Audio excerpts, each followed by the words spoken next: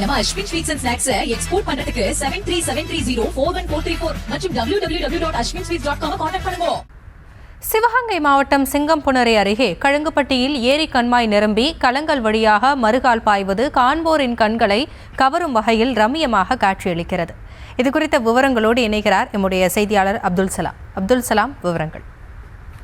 நிச்சயமாக ஹாசினி, சிவகங்கை மாவட்டம் சிங்கம்புணரி அருகே ஏரியூர் கலங்குப்பட்டியில் உள்ள ஏரி கண்மாய் சுமார் 227 ஏக்கர் உள்பரப்பளவும் 383 நீர்ப்பாசன ஆயக்கட்டுதாரர்கள் பயன்பெறும் வகையில் 3 TMC தண்ணீரை ஒரே நேரத்தில் தேக்கி வைக்கக்கூடிய அளவிற்கு மிகப்பெரிய கண்மாயாகும்.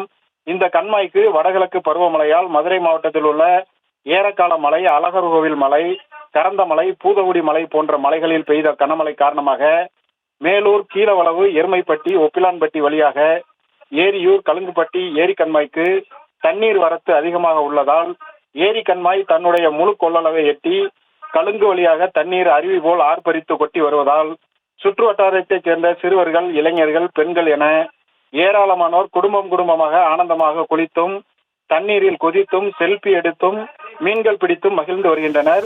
குற்றாலம், மூணாறு போன்ற இடங்களுக்கு சென்று குளிப்பது போன்று ஏரி கண்மாயில் ஆர்ப்பரித்து அருவி போல் கொட்டும் தண்ணீரில் குளித்து மகிழ்ந்து வருகின்றனர். எது எப்படி இருந்தாலும் இளைஞர்கள் மத்தியிலும் சிறுவர்கள் மத்தியிலும் குழு குளியல் போடும் ஒரு குற்றாலமாகவும் கவலைகளை மறந்து ரசிக்க கண்கொள்ளா காட்சியாகவும் ஏரி கண்மாய் மாறி காண்போரை கவர்ந்து வருகிறது. மேலும் சிவகங்கை மாவட்டத்திலேயே கழுங்குப்பட்டி ஏரி கண்மாய் முதலாக மறுகால் பாய்ந்து வருவதால் விவசாயிகள் மகிழ்ச்சி அடைந்துள்ளனர். மேலும் ஏரி கண்மாய் கரையில் படர்ந்திருக்கும் சீமை கருவேல் முட்களால் கரையில் விவசாயிகள் செல்ல முடியாமல் சுற்றி வருவதால் கரையில் உள்ள முட்களை அகற்றி கரையை பலப்படுத்த வேண்டும் என மாவட்ட நிர்வாகத்திற்கு விவசாயிகள் கோரிக்கை வைத்துள்ளனர். ஹாசினி, விவரங்களுக்கு நன்றி அப்துல் சலாம்.